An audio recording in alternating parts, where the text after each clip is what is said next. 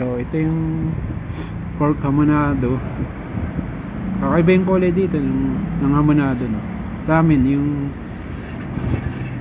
hamonado sa amin yung kulay pink.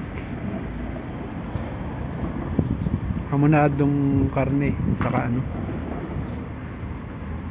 baboy. Iyan, may itlog.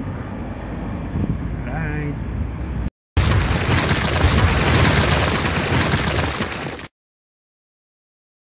Yo, what's up mga pengo? Ano lang, content ko lang yung restaurant dito sa Pagsanan, Laguna. Yan, binalot sa daon. Then, short order. Yan, may tinolang manok, sinigang. Pero yung in-order ko ito yung ano, hamonado. Bali, ano, 120 pesos. Tapos ibabalot yung egg, kamatis, sa yung rice. Yan, masarap. Affordable. Bali, nag extra rice tayo, tapos Sprite mismo, and nagastos ko lang ay 165 pesos. Sulit na sulit, busog na busog. And naglagay na tayo ng sticker dito.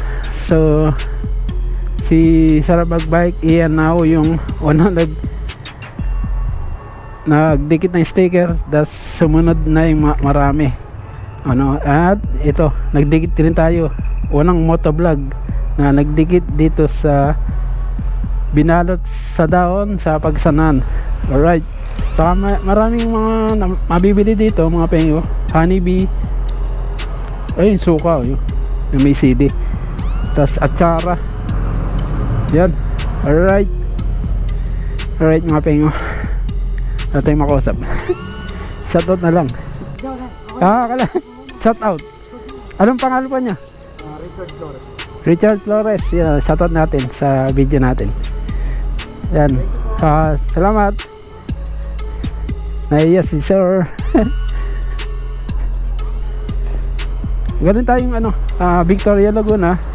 Tapos dito yung lugar nila, yung historical na wall. Yan, sa Pagsanan. Tapos gilid lang. Karaniwan mga bikers yung pupunta dito. Saka kanina may nadanad tayong mga pulis naglalunch dito, no? Saka mura, ayos din ang price. May halo-halo kaya lang hindi na tayo order. Maganda yung place, may mga figurine, then may kubo, pwedeng yun na, may Santa Claus pa nga, no? Alright, ganyan lang.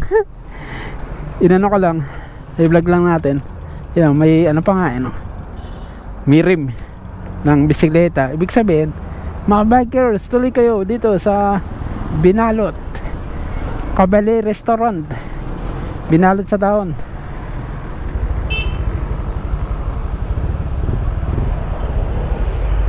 Alright, uwi na tayo, uwi na. Parisal tayo mga pengo. Madali lang naman puntahan to, no?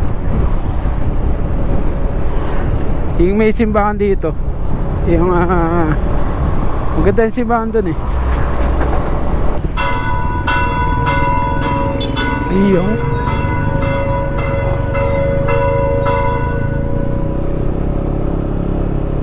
may Kalembang. Malaki pala simbahan dito. Ang laki. May barko. So kwento natin yung paano tayo napunta doon at nalaman sa ano, sa vlog ni Ian Au. Ano tayo ng vlog nun pag nag Laguna Loop siya, no? Doon siya kumakain, no? Tignan naman natin kung okay yung binalot nila. So kakaiba. Pag sinabing kasi binalot, ano eh, inihaw yun eh.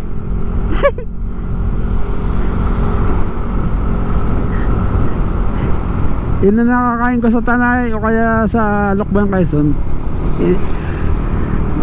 Inasal yung pagkakaluto. or pag inihaw yung pork.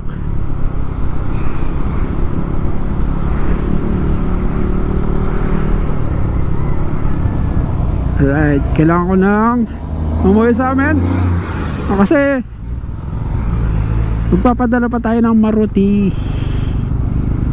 sprocket set ang R15M.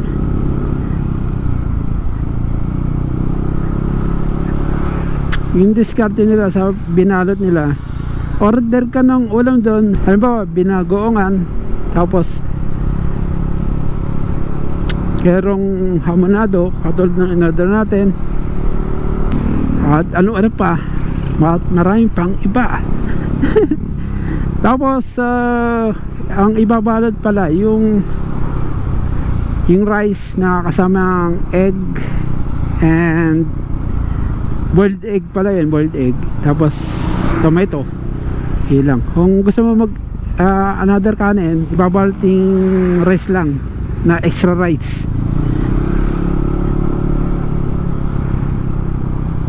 Pwede na sa fries na 120 pesos. Okay na, okay. Pag extra rice, meron kang 20 pesos na additional. Tapos pag umorder ka ng Sprite mismo, Coke mismo, 25 pesos.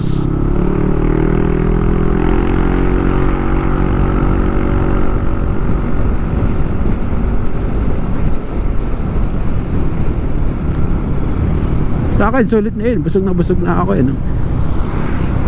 Parang ano lang, breakfast meal lunch meal, ganun. So pwede na kumain doon kung nagtitipid kayo, no? Kasi kapag kumain kayo sa ibang restaurant ano kaya, mapagastos kayo, mahal. Isang bultong kasi yun, isang bandihado yung order nun. Kailangan marami kayo. Pag mag-isa ka, talo ka. So kung solo ka lang, kumain ka na lang sa mga karinderya para makatipid. And alright mga bayo, nasa ano na tayo, Lumban, pamuntang Paete, pamuntang Kalayaan, para pumunta tayo ng Abidac, Laguna, and puntang Rizal. Bakbakan na to, dire-diretso na to. Alright mga bayo, hanggang sa muli sa another episode. Stay safe and ride safe always. Bye bye.